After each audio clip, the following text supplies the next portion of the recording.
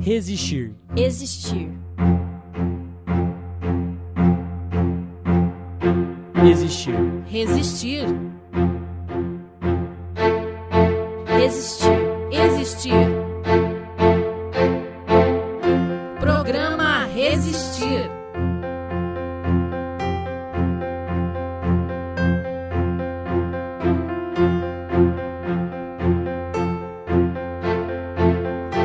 Olá, está começando o programa Resistir, podcast que tem como objetivo a prevenção do suicídio. O suicídio é causa de morte de 11 mil pessoas todos os anos no país, segundo dados do Ministério da Saúde de 2017. No Mato Grosso do Sul, há uma média de 13,3 mortes por suicídio, número maior que a média nacional de 8,7. Por isso, reuniremos neste programa convidados para debater o tema e trazer conhecimento. Eu sou Marcele Marques e hoje aqui no estúdio está Roberto Sinai, coordenador de divulgação do grupo Amor Vida. Gavi, obrigada pela presença. Obrigado pelo convite, Marcelo. Estamos aqui para falar de algo tão importante que é a prevenção do suicídio. Muito importante lembrar que a Organização Mundial de Saúde diz que mais de 90% deles podem ser prevenidos quando nós observamos os sinais. Se você se identificar com os assuntos tratados, ligue para o Gavi 141 na capital ou 3383-4112 no interior. 3383-4112. Exatamente, ou 3383-4113. Nós temos também a pessoa que preferir conversar pessoalmente, ela pode ir direto ao Gavi, agendar uma visita, porque nós não oferecemos tratamentos e nem acompanhamentos. Nós somos o amigo da hora, daquele momento, mas fazemos também atendimentos pessoais para pessoas que querem desabafar pessoalmente. É só ir até a nossa sede, que fica a rua Allan Kardec, número 87, na sala 11. Hoje vamos falar a respeito de como reconhecer os sinais de uma pessoa suicida. Roberto, no atendimento do Gavi, por telefone ou pessoalmente, como vocês descobrem uma pessoa que tem ideação suicida e tem como saber qual a gravidade? Nem todas as pessoas que ligam para o Gavi estão falando em se autodestruir ou suicidar-se. As pessoas ligam para desabafar, para falar de seus sentimentos, daquilo que machuca e daquilo que incomoda. E as pessoas que ligam para o Gavi, elas têm a certeza do sigilo. Nós não gravamos as conversas, nós não temos bina e a pessoa não precisa se identificar. Agora, a maioria dos sinais, quando nós falamos, eles são detectados principalmente nas palestras públicas que nós fazemos diariamente, em escolas, instituições, igrejas, empresas, CIPATs, etc. Quais são os sinais que podemos perceber numa pessoa que tem as ideias de suicídio? A grande maioria dos sinais, eles são mascarados, mas se nós estivermos atentos, nós vamos perceber, porque é muito comum você ouvir de um colega de trabalho, de um colega de igreja, ou até mesmo de escola, dizer, olha, eu estou para partir para outra, eu não aguento mais, eu ando cansado dessa vida. Se eu partir para outra, eu não vou fazer falta, ninguém me ama. Esses são sinais evidentes que nós ouvimos todos os dias e muitas vezes nós não sabemos como recepcioná-los. Então, existem muitas formas de comunicação para a pessoa falar sobre a insatisfação dela com a vida. Lembrando que ninguém quer morrer e nem se matar. As pessoas querem se livrar de uma dor, de um sofrimento que muitas vezes se torna insuportável. A automutilação está relacionada ao suicídio? Não diretamente, mas ela é um caminho de morte. Eu disse há pouco que as pessoas não querem morrer, elas querem se livrar de uma dor. E as pessoas que se machucam, muitas vezes, é para aliviar a dor da alma. A dor é tão profunda, tão intensa, que ela não encontra nenhum tipo de conforto, nem medicamento que possa diminuir.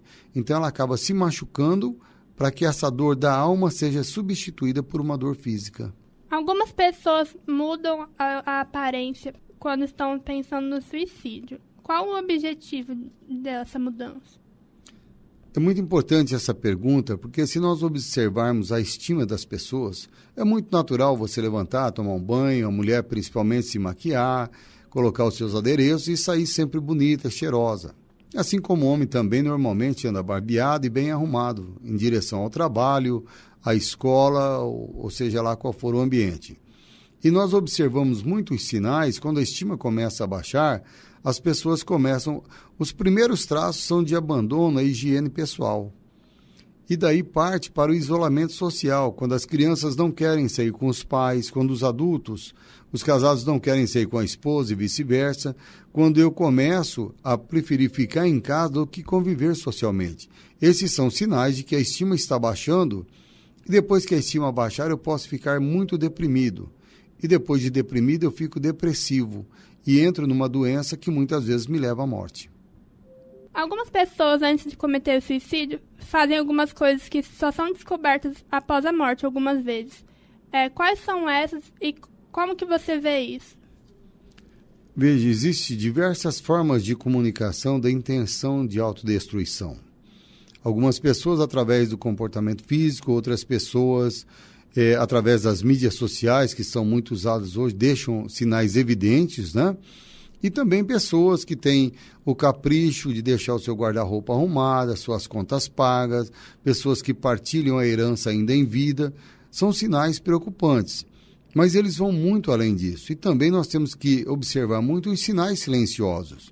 Aquelas pessoas que só se comunicam com pessoas mais íntimas ou que realmente mudam de hábito, passam a praticar situações que não eram comuns para ela, ir a lugares estranhos, não dormir à noite, procurar amigos diferentes ou até mesmo isolamento social na maioria das vezes.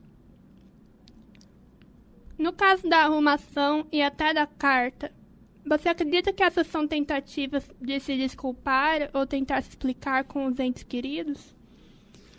O suicídio ele é muito difícil porque a morte natural nós temos uma tendência em aceitar, acostumar com a perda em até 5 anos.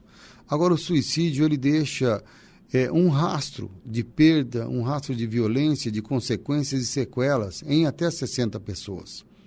A família de 1º, 2º, 3º grau, os amigos, os colegas de igreja, de faculdade, todas essas pessoas sofrem porque muitas vezes elas dizem, como isso aconteceu aqui perto de mim, debaixo dos meus olhos e eu não percebi.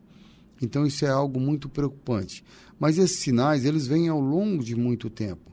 E as pessoas têm essas diversas formas de comunicação, lembrando que o suicídio também, além de ser uma fuga para fugir de uma dor ou um desespero, muitas das vezes é também uma maneira de fazer contra mim o que eu gostaria de fazer contra você. Você pode explicar essa última frase? Sim, existem pessoas que se autodestroem por não suportarem a dor. Existem pessoas que se autodestroem por vingança de outras pessoas. É aquilo que eu disse, fazer contra mim o que eu gostaria de fazer contra você. É uma forma de vingança, muitas vezes em relacionamentos desfeitos, em situações que eu me tornei impotente e eu me senti perseguido, eu me senti acuado e acabo fazendo isso contra mim, mas eu gostaria de fazer contra você. O que você acha importante que os ouvintes ouçam sobre os sinais? A prevenção primária começa em casa. Nós não podemos deixar agravar a ponto de precisar de uma intervenção médica. É claro que o psicólogo é um excelente amigo, é uma mão amiga, o psiquiatra é um braço forte e nós precisamos quebrar esse tabu. Eu, quando preciso de um remedinho para equilibrar o meu humor, para equilibrar o meu sono, eu não posso ter essa resistência. Assim como eu não tenho resistência quando eu vou tomar um remédio para diabetes, quando eu vou tomar um remédio para pressão, que é a vida toda. Nós precisamos ter esse entendimento. Agora, esses sinais precisam ser observados dentro de casa, no ambiente de trabalho, no ambiente de lazer. São aqueles sinais evidentes que eu disse no começo da matéria. Mas muitas vezes também nós acabamos ouvindo aquilo que nós não desejaríamos ouvir. Ah, é frescura, é falta de Deus, é para chamar atenção. Não, hoje nós queremos falar com você que está ouvindo o nosso programa, que precisa dar atenção às pessoas que usam essa forma de comunicação. Não é frescura, é sério, essa pessoa está adoecendo a cada dia.